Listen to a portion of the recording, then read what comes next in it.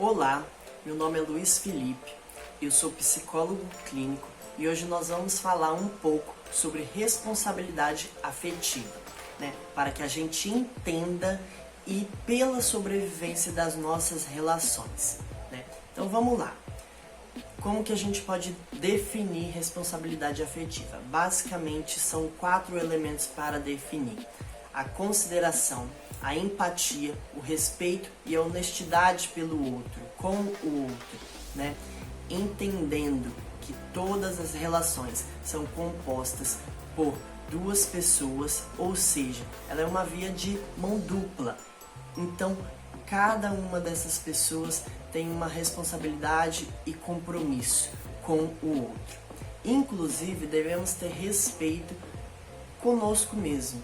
Então, será que vale a pena o esforço de se relacionar com uma pessoa que não está com os mesmos projetos, alinhado com as suas perspectivas e expectativas de vida?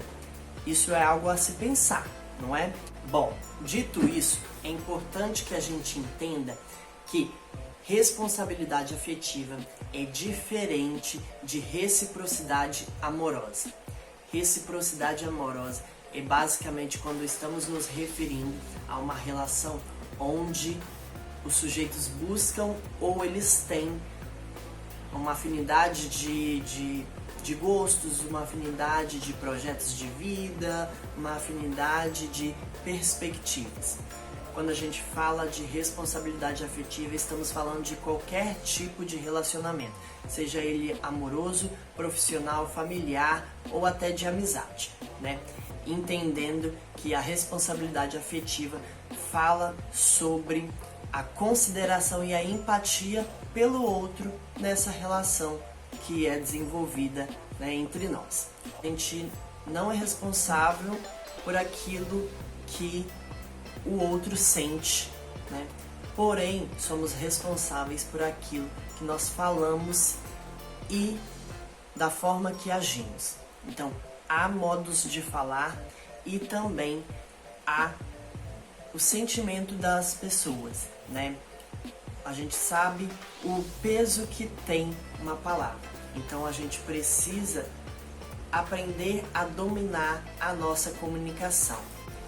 É muito comum que a gente tenha dificuldades ao se relacionar com o outro, ou a forma como a gente se coloca, a forma como nós falamos, Isso é comum, Mas há como aprender a dialogar, a aprender a se comunicar de uma forma mais adequada, A gente precisa aprender a desenvolver uma comunicação que ela não seja violenta, considerando o outro, porque devemos pensar a partir do prisma daquela máxima, Será que eu gostaria que uma outra pessoa fizesse a mesma coisa comigo? Será que eu me chatearia? Então, a gente precisa pensar que na medida que a gente for falar algo com alguém ou for fazer alguma coisa, a gente precisa pensar qual é a utilidade disso que a gente vai falar ou vai fazer, Isso é baseado em quê? É um achismo ou é um fato, é uma informação verificada? Então, tudo isso é importante que a gente considere ao se relacionar. E vale pontuar aquela famosa frase, do livro O Pequeno Príncipe: tu te tornas eternamente responsável por aquilo que cativas.